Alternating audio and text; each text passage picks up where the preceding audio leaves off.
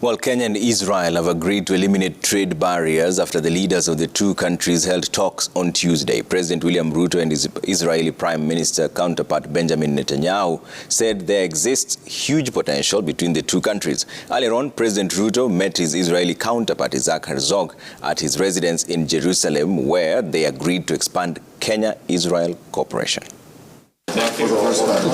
In his two-day state visit to Israel, President William Ruto was a guest of Israeli Prime Minister Benjamin Netanyahu and President Isaac Herzog. During bilateral talks with the Israeli Prime Minister, President Ruto said the absence of direct flights between Kenya and Israel is a serious impediment that continues to hamper trade and tourism. He observed that Kenya and Israel possess unique global attractions that can sustain robust growth in tourism. The president said the review of the bilateral air services agreement gives Kenya Airways and El Al, the flag carrier of Israel, an opportunity to elevate their operations. Kenyan exports to Israel are worth Kenya shillings 1.1 billion, whilst imports from Israel amount to 7.5 billion shillings a year. On his part, Netanyahu committed to continue working with Kenya in fighting terrorism, countering radicalization and violent extremism. Earlier, President Ruto was hosted by Israeli President Isaac Herzog. Upon arrival from the Netherlands, the two leaders agreed to expand Kenya-Israel cooperation.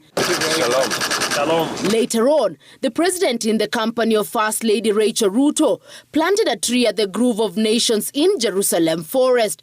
The president reiterated the need for planting trees to combat the effects of climate change, which has unleashed calamities such as droughts, floods, unpredictable rainfall patterns, disease and pest outbreaks. I have a new meaning to planting trees right from the Holy Land. That planting trees goes beyond the ordinary environment conservation and stretches all the way to a spiritual act of doing what God wants. The president is accompanied by, among others, Cabinet Secretary for Foreign Affairs Alfred Mutua, his agriculture counterpart Mithika Lenturi, and the economic advisor to the president Augustine Cheruiyot. Also present is the PS Defense Patrick Mariro.